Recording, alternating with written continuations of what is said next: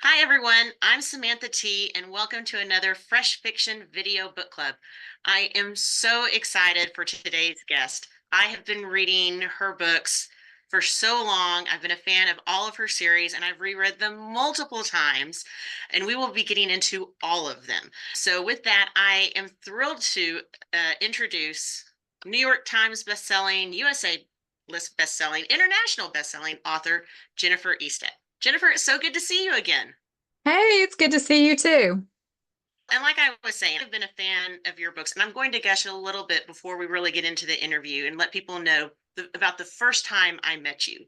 It was at another reader author event, and a friend of mine was having breakfast with you, and she was telling me that she was going to do this and that she had invited some group of her friends, and she said, "Do you want to come?" And I was like, I would love to. And I showed up with all of my books that I owned at the time by you, which, as some people will know, is usually pretty considerable.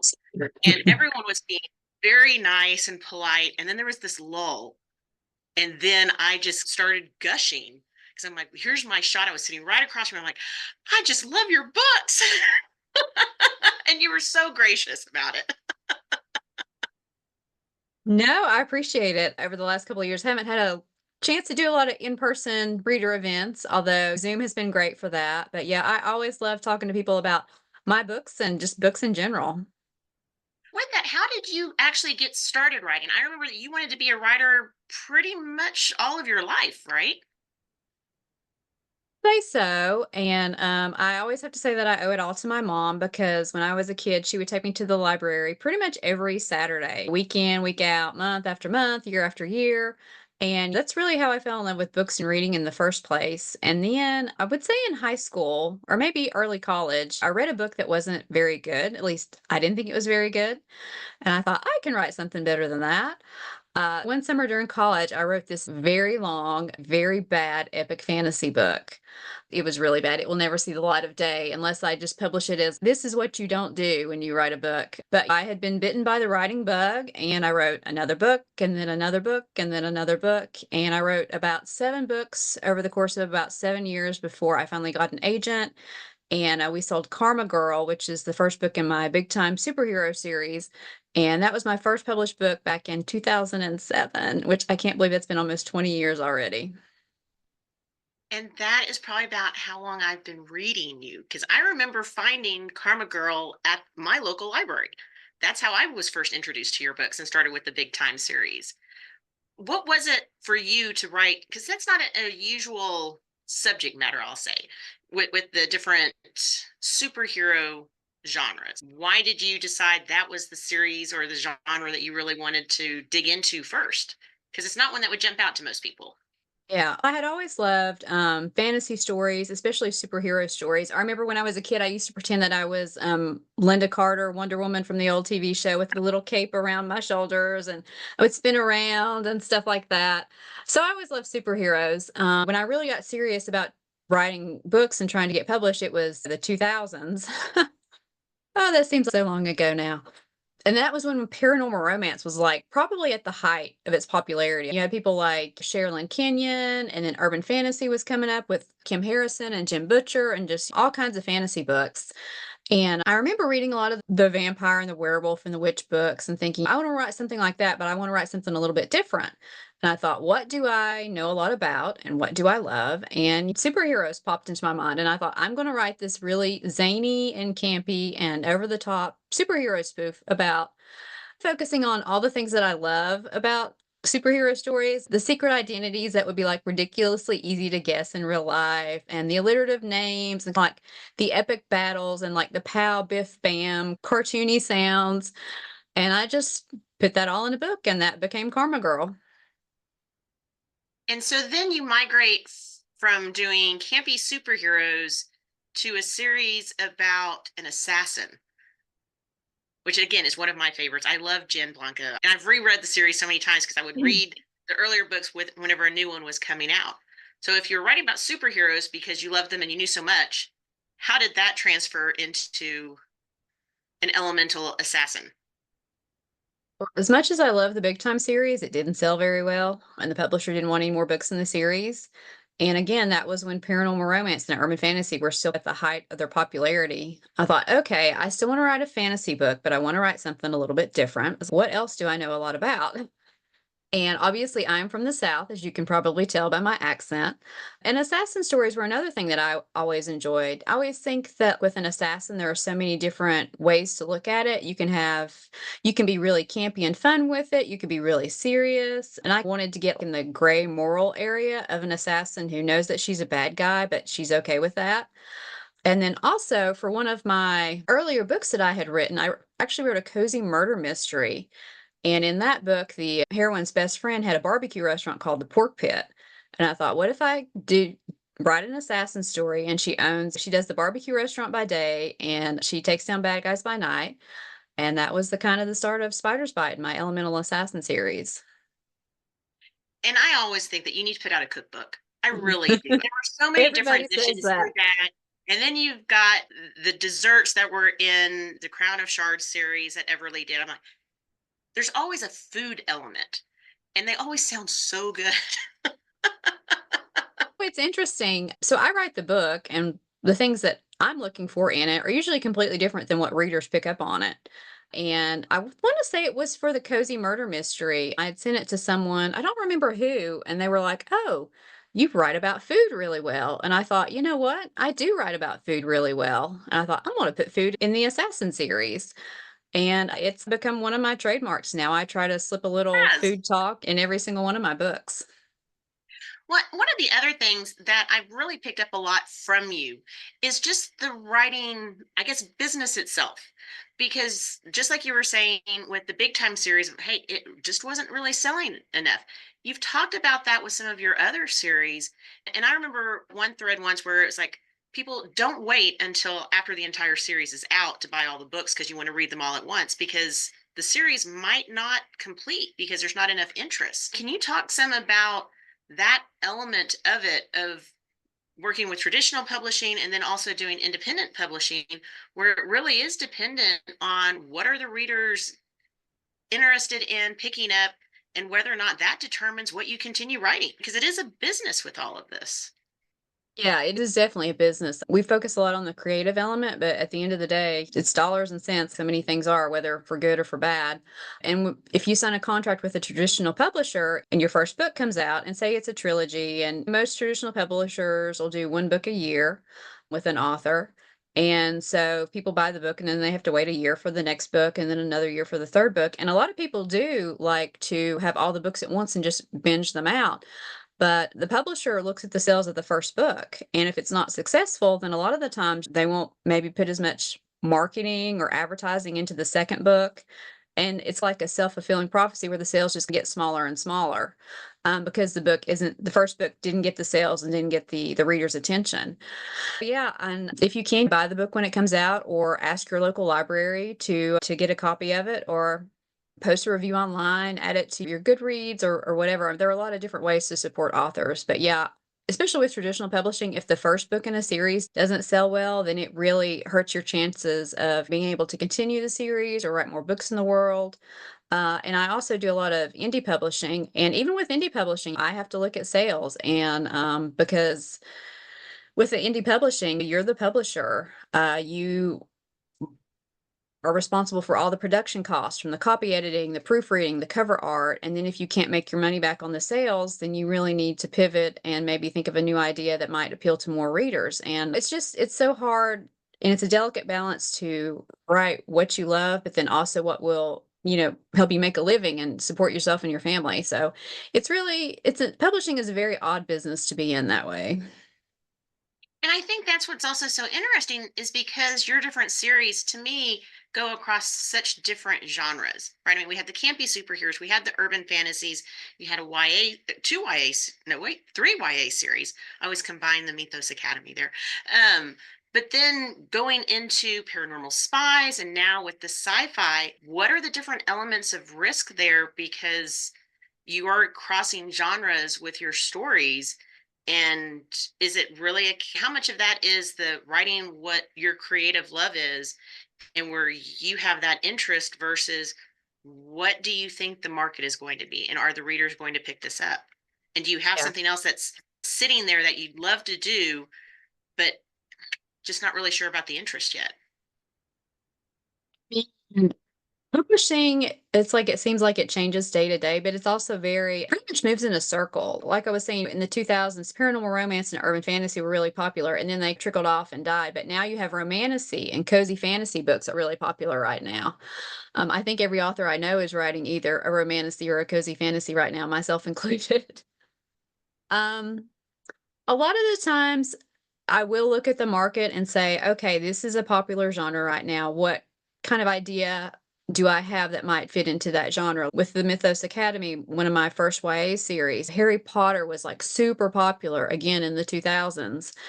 And my agent was I think it was my agent was like, why don't you try writing a YA fantasy series? And I'm like, okay, what kind of a YA world do I want to come up with? And I thought I also really love mythology because when I was in middle school, I remember they used to show us the old Clash of the Titans movie like all the time with Harry Hamlin. So that was like one of my first introductions to mythology. I look at what's popular in the market and then what I love to read about, talk about, watch on movies and TV. With my Galactic Bond series and Only Bad Options, I loved kind of the Raylo relationship and the new Star Wars trilogy. And I thought, wouldn't it be fun to write a sci-fi story but put more magic in it?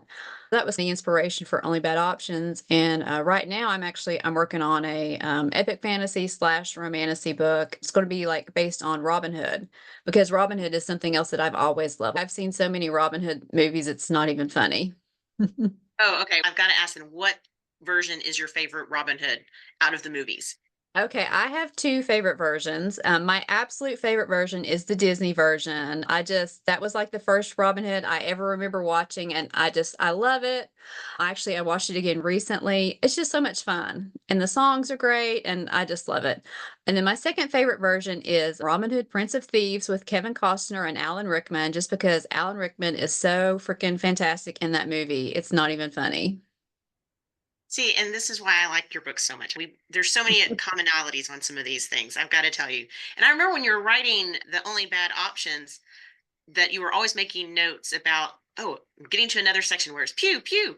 Every time I come across that in the books, I'm always laughing because I can just imagine you as you're writing this of like, oh yes, okay, let's go ahead and get all the technology and the pew pew guns going on.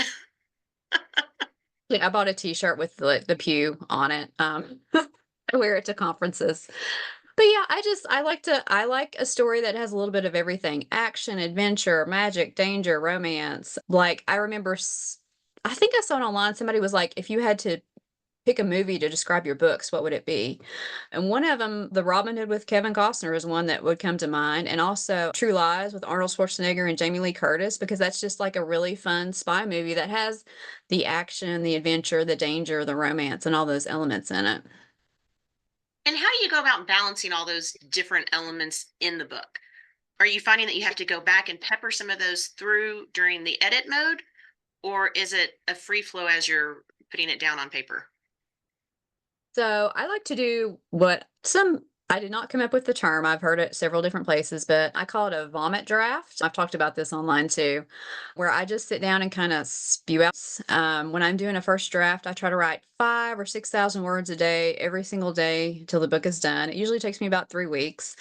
And it's a hot mess at the end of it. These are not good, finished, final words by any stretch of the imagination, but it just helps me to get the story and the plot and the characters down, and then I can go back through with my second draft and really flesh everything out and add in the pew pew pews, or if a scene needs more description or we want a little more romance here, just whatever a certain scene needs. I do usually do about 4 drafts before I send the book to my agent to get her thoughts or my beta readers, or and from there it'll go to a copy editor and a proofreader. So through the whole production process, I'm really refining and adding and revising and just trying to make the book the best that it can be. So when you're doing that initial draft and you have fairly extensive series, do you have an idea of where the series arc is going, or is it book by book? A little bit of both. Like for my Elemental Assassin series, I knew that I wanted to do a 5 book arc to start with, where Jen Blanco, my heroine, figures out who murdered her family years ago and works up to getting her revenge on that person. And then sometimes it just keeps going, like with the Assassin series. I'm up to 19 books now, and novellas and short stories and a book of short stories. But the thing that I love about writing fantasy is you can add so many other genres to it. I've done a serial killer story. I did a story like my version of a Western where Jen goes on vacation at this Western theme park. So really you can put any kind of trope or genre element you want to with fantasy. And that really helps keep writing a book in a series fresh for me. And then you've done spin-offs of some of your series. And in addition to the novellas and the short stories, but I mean, you had the spin-off from The Crown of Shards with the Gargoyle Queen, and then you also did this spin-off with the I'm not going to get the right title on this one, but the Spartan Heart after the Mythos Academy. So what is that once you've completed the story, but now you're going back with almost an entirely new set of characters and storyline? I usually find it pretty easy to do that because to me, like all the secondary characters in the series have their own story. They have, in my mind, they have this whole extensive background and all the things that they've been through, their likes and their dislikes, but you don't necessarily put all of that on the page because the book is about the other main character.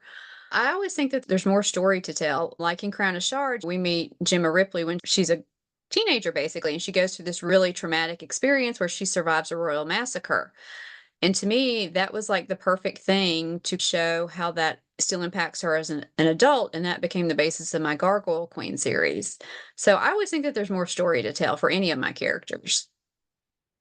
Do you sometimes find it hard to get back into the mindset of that particular world? If it's been a while since I've written anything in it, I do. Sometimes I will just sit down and write a short story or novella just to get back into the flow of that world, especially if I'm thinking about doing a longer book at some point. I'll just do a little in between standalone adventure, and that really helps me to reconnect with the world and the characters a lot of the time. And you always seem to be up on, I don't want to call it like pop culture necessarily, because that implies I think a little bit different, but more like a lot of the other storylines that are happening. Again, big fan of Marvel and other popular movies and stories. How much of that do you think, again, you're saying you've been a big fan of that, does that kind of does it are you worried sometimes of it spilling into your writing? Is it more of an inspiration, or do you try to somehow work into, hey, here's some things that are going on that I really, and this would be a cool Easter egg or some other element into your books? I do watch way too much TV and way too many movies. I binge out so many series. It's not even funny. Right now, one show that I'm really loving is Ghosts on CBS, which seems appropriate for Halloween. That's such a fun show. A lot of the times, with stuff like that, if you have a mythology, like a Robin Hood story or superheroes or something, I'll sit down and think about what are the things that I specifically like about superheroes, assassins, whatever it is. And then I'll think, how can I take the tropes or the elements of that genre that I like and put my own stamp on them? How can I make my characters my own and still give readers what they come to expect with an assassin story or a superhero story or something like that? So I would say it's a little bit of inspiration and hopefully a little bit of innovation too. And do the tables ever turn on you with that? Because you also post reviews of things that you've watched or read. And I always appreciate that at the top you say, okay, spoiler alert, don't read further. It's okay, I'm warned. Mhm. But do you find because of what you're doing with your own stories, does that sometimes take you out of the viewer or reader element of these other forms of entertainment? I I think it totally does because as an author, even if I'm reading a book for fun, I'm always thinking in the back of my mind, okay, how is this author treating the characters? What's the pacing like in the book? How are detailed are the descriptions? You're always looking at it from a technical standpoint too, which kind of ruins the fun of it a little bit, I think, for authors, because whether it's a book or a movie or a TV show, in the end, it's just a story. And we're storytellers and we're always, looking at other stories and comparing them to our own and hopefully trying to get better at our own storytelling craft. Okay. And I wasn't planning on asking this one, but I am curious because I know you also watch a lot of Hallmark movies. Mhm. Are you ever going to make an attempt? That is so far outside of what you've written so far, but just because you enjoy those movies so much, I know, Do you have a hidden Hallmark story somewhere in the background? I have an idea. So, royal themed romances are like one of my favorite things. If there is a Hallmark Christmas movie with a royal themed romance or a corgi or something like that, I will totally watch it. Um, I could give you the whole list of the royal themed romances that I would recommend.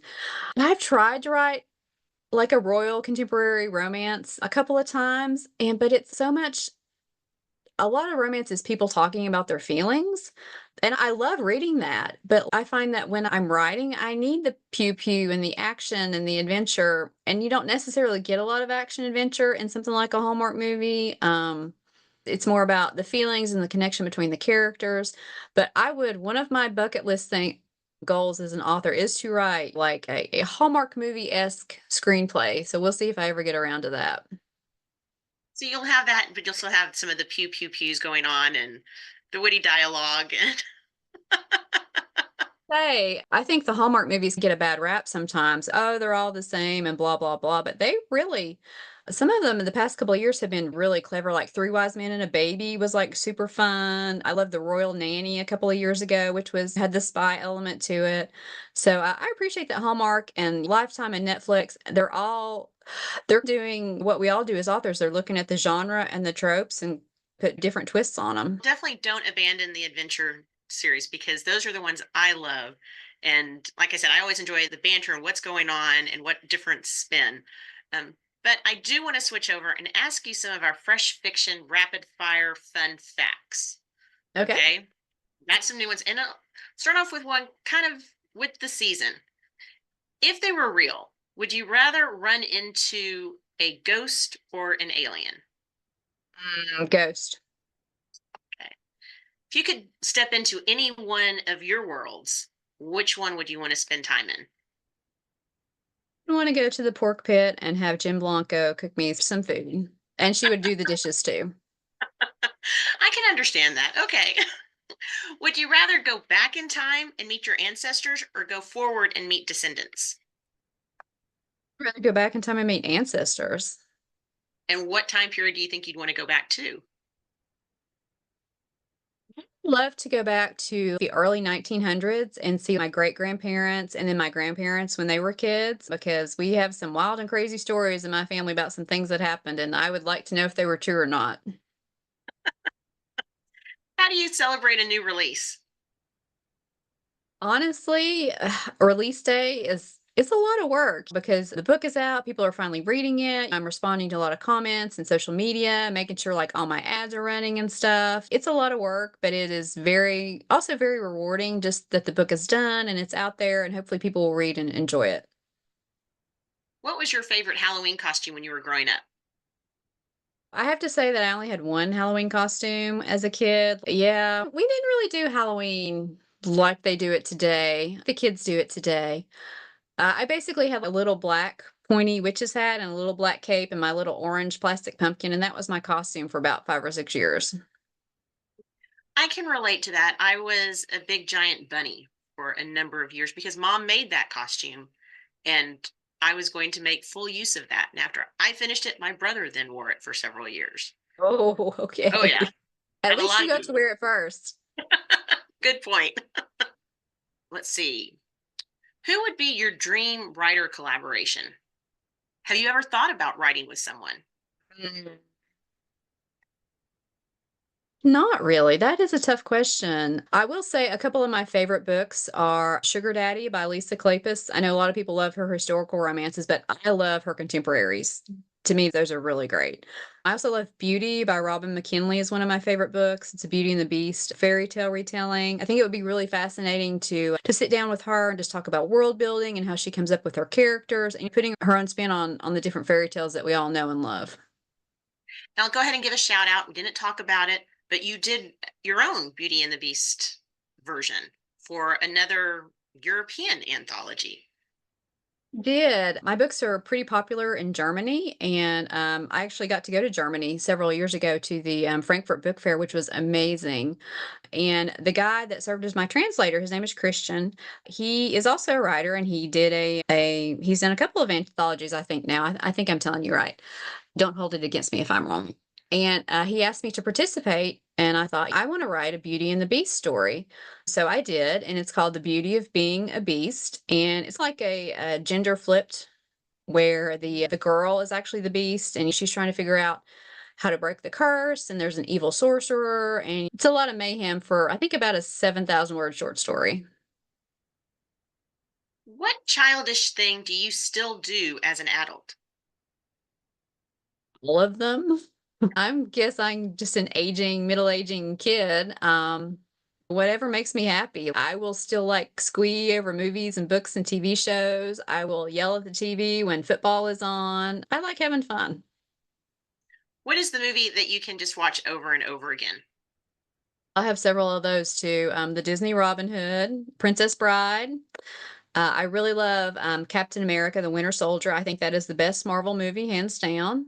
Um, yeah, I have lots of favorite movies. I love the whole James Bond series, especially The Spy Who Loved Me, Casino Royale, The Living Daylights. Yeah, big movie fan. With all of that, which one is your favorite Bond? That's like trying to ask a mom to pick her favorite kid. Really, I would say Timothy Dalton, just because if you read the James Bond books, he really was the closest to Ian Fleming's character, I thought, in a lot of ways. And I think his movies are really underrated. He only made 2 Bond movies, but I really like them both. Oh, okay. What is your most dog-eared copy of a book? Either that you use for research or that you just go for pure enjoyment. Okay, I do never ever dog ear a book. I don't even like to crack the spines on books. If I have to use it for research, I'll put the little sticky notes in that you can take out and not damage the book. I usually do that with the Assassin books or the Mythos Academy books. Like if I'm, like I said before, if it's been a while since I've been in those worlds, and I will go back and flip through, and especially if I'm writing about a specific character, I'll look at one of the books where they're the star and then make little sticky notes about their appearance and their backstory and things like that. What was your favorite field trip that you went on as a kid?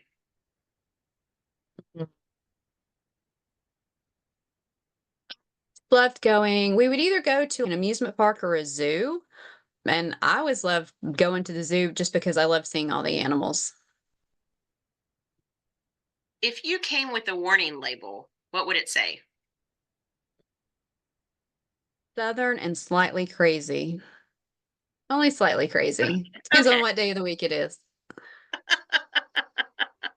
What would be the most annoying thing about having you as a roommate?